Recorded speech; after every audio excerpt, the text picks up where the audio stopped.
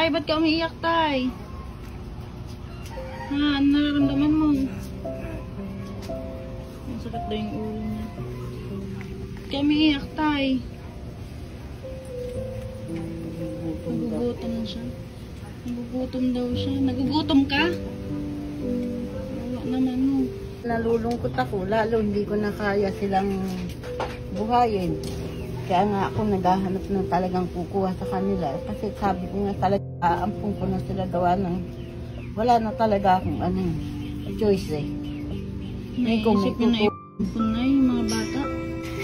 Nanawagan po ako sa mga kababayan natin na may kakayahang tumulong sa mga tao tulad namin na nangangailangan ng tulong. At gusto na pong bahala sa inyong gawin. Natutuwa po mga apo ko nito.